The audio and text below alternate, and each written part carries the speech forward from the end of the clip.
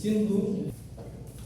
Di sini Ibu akan melanjutkan pembelajaran yaitu sistem pernapasan manusia.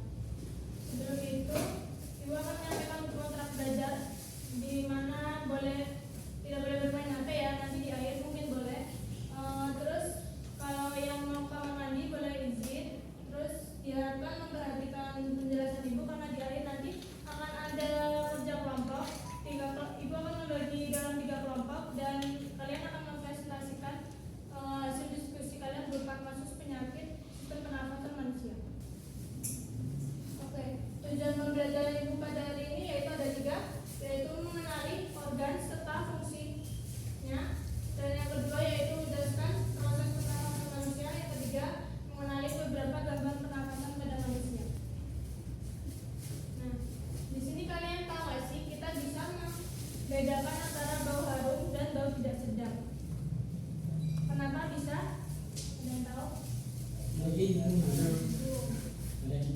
karena hidung itu merupakan organ sistem pernafasan. Nah, apa sih itu sistem pernafasan?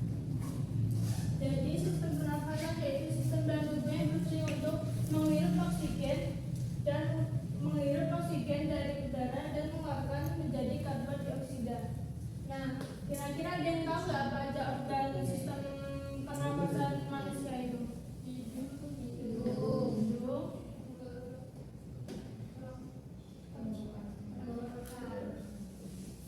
paru-paru.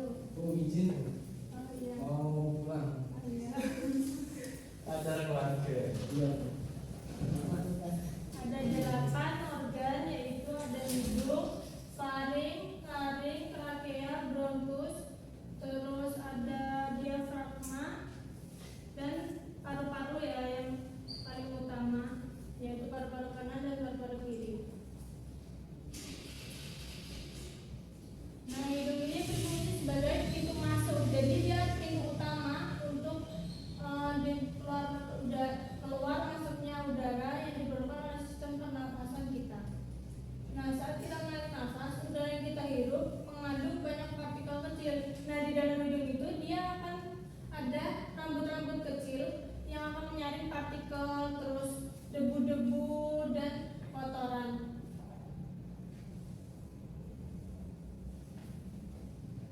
Selanjutnya ada faring, yaitu tadi ya bagian dari tenggorokan yang terletak di belakang hidung dan mulut.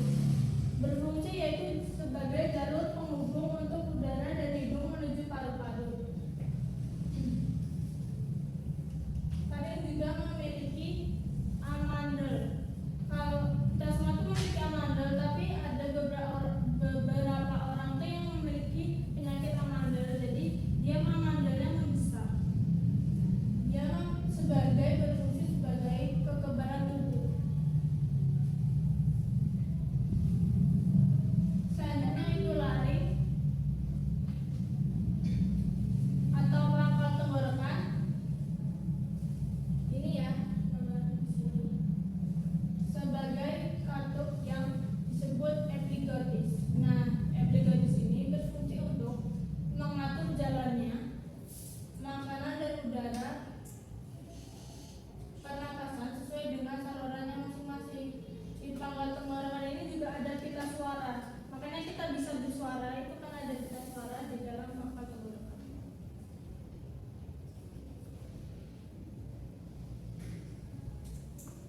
Selanjutnya yaitu trakea atau batang tenggorokan.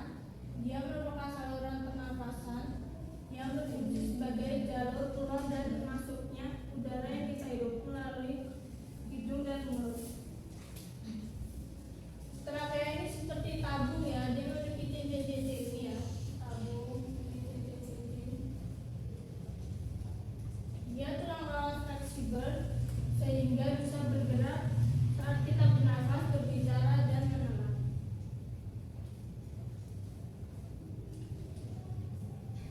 Selanjutnya yaitu bronkus, cabang dari trakea. Berfungsi mengalirkan udara dari tenggorokan ke paru-paru. Nah, di dalam bronkus ini juga dia ada rambut-rambut kecil dan lendir yang menangkap debu kotoran seperti tadi di depan bagian hidung. Selanjutnya paru-paru yaitu organ utama dalam sistem pernafasan yang berfungsi untuk mengubah oksigen yang kita hidup menjadi karbon dioksida. Nah, setiap manusia itu memiliki paru-paru yaitu paru-paru kanan dan paru-paru kiri. Nah, di dalam paru-paru itu ada bagian terkecil yaitu alveoli. Alveoli ini ya dia membentuk kayak gelembung-gelembung gini seperti anggur, berfungsi sebagai tempat pertukaran oksigen dan karbon dioksida.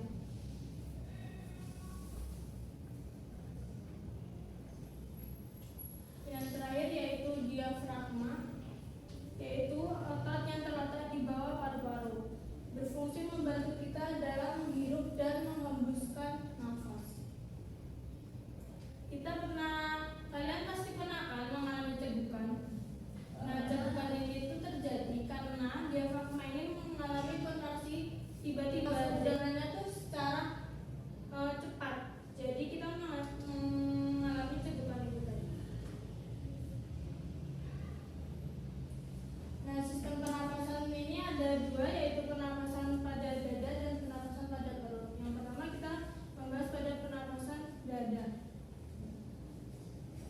yaitu mekanisme ini terjadi pada otot-otot antara tulang rusuk interkostal.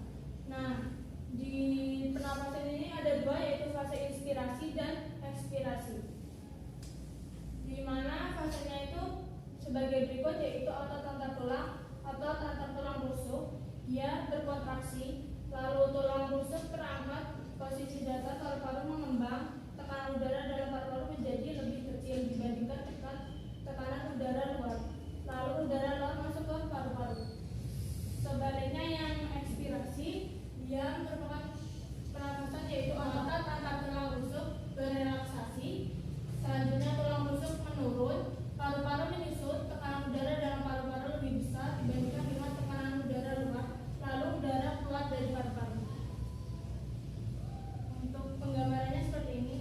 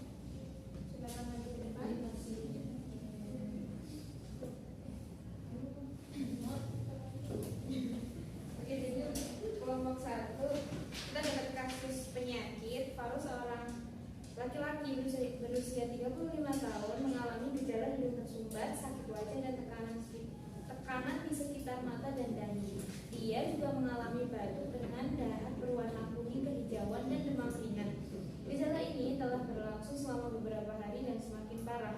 Nah, diagnosis dari kami adalah mengalami penyakit sinusitis, yaitu peradangan atau infeksi pada sinus, yaitu rongga-rongga udara di sekitar hidung dan mata, disebabkan oleh virus atau bakteri atau jamur, alergi, iritasi atau gangguan struktur hidup. Ya, benar ya.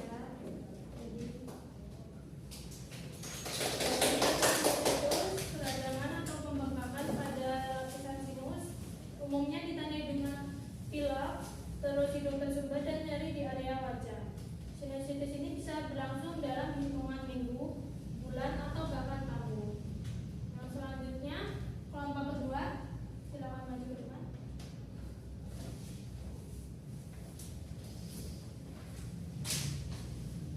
Jadi kita dapat kasus Ibu Ani, seorang wanita berusia 40 tahun, sering mengeluhkan sesak nafas dan batuk terutama pada malam hari. Ia juga mengalami dada terasa berat dan seterusnya. Nah, diagnosis dari kasus ini itu adalah penyakit asma, atau dia memiliki permasalahan paru-paru yang membuat Ibu Ani ini kesulitan bernafas akibat peradangan dan penyempitan pada saluran pernafasan. Gejala dan ciri-cirinya itu sesak nafas, batuk-batuk, mengi, atau saat bernafas itu ada suara seperti bersiul, dada sesak atau tertekan, dan juga nafas pendek-pendek. Semua ya. Jawabannya yaitu penyakit asma, gangguan sistem pernafasan yang ditandai oleh peradangan dan penyempitan saluran nafas hingga menyebabkan sesak nafas. Nah, hal ini dikarenakan penderita asma memiliki saluran pernafasan yang lebih sensitif dari manusia yang lainnya. Gejalanya biasanya dia akan mengalami sesak nafas, batuk saat terpapar asap rokok, debu, bulu binatang, atau zat pemicu lain yang berpotensi mengiritasi paru-paru. Kelompok ketiga terakhir, silakan lanjutkan. Itu dari awal tiga mendapatkan sertifikat yaitu Pak Anwar yang usia 45 tahun. Datang dengan keluhannya batuk lebih dari 3 bulan dan sering pada malam hari, disertai demam, terus juga disertai penurunan nafsu makan dan berat badan. Ini gejala ini kami diskusikan terkena penyakit tuberkulosis atau TBC. Jadi penyakit ini menular disebabkan oleh bakteri Mycobacterium tuberculosis. Jadi terkena tuberkulosis ya teman-teman.